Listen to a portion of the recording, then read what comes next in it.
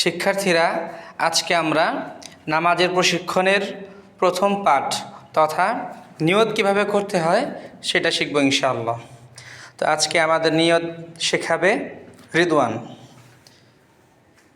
হাত উঠাও, নিয়ত বাঁধা আজকে আমাদেরকে শেখাও।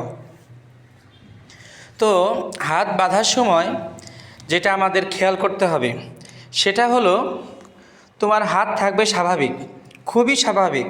অনেকে এখানে হাতটা এরকম ছড়িয়ে রাখে, যেটা একদমই ভুল। আবার অনেকে একদম মিলিয়ে খুব শক্ত করে রাখে, এটাও একেবারে ভুল। সঠিক হচ্ছে হাত থাকবে খুবই স্বাভাবিক, ইজি, তোমার জন্য যেটা খুবই আরামদায়ক। এই হাতটা উঠিয়ে তোমার কানের লতির সমান এই বৃদ্ধাঙ্গুলিটা রাখতে হবে বরাবর করে। কিন্তু এই হাতটা পিছিয়ে সমান সমান কান স্পর্শ করতে হবে এমন কোনো কথা নেই। শুধু এই হাত উঠিয়ে কান বরাবর করলেই হবে। সবার হাত একরকম নয় এবং সবার হাত সমানভাবে ওই পর্যন্ত যাবেও না। অনেকের যায়, অনেকের আবার যায় না। তো এটা স্বাভাবিক থাকতে হবে, সব কিছুরই স্বাভাবিক। তো এই হাতটা এভাবে রাখবে। এখন এখানে যেটা অনেকে ভুল করে সেটা হচ্ছে হাত এরকম পিছিয়ে ফেলে, যেটা সম্পূর্ণ ভুল। সঠিক হচ্ছে হাতের এই তালুটা থাকবে সোজা সামনের দিকে, একদম সামনের দিকে, আর হাতের আঙ্গুলের মাথাগুলি থাকবে আসমানের দিকে। ঠিক আছে?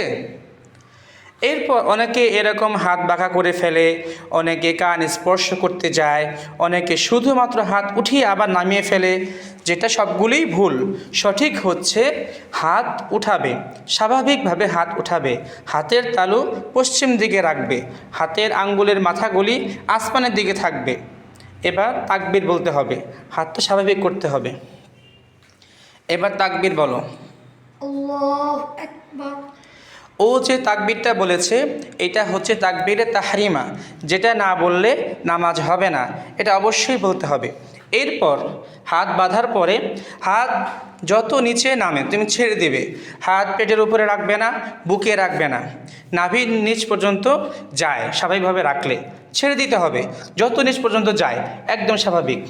হাতটা বাঁধতে হবে বৃদ্ধাঙ্গুলি এবং কনিষ্ঠাঙ্গুলি দ্বারা গোলাকার বৃত্ত বানিয়ে বাম হাতের কবজিকে ধরতে হবে। এরপরে বাকি 3 আঙ্গুল হাতের পিঠের উপরে রেখে দেবে এইভাবে, এবং হাতটা ছেড়ে দেবে যে পর্যন্ত যায়। তো শিক্ষার্থীরা, আজকে এই পর্যন্ত থাকলো। আল্লাহ তাআলা আমাদেরকে সহি শুদ্ধ করে নামাজ পড়ার তৌফিক দান করেন।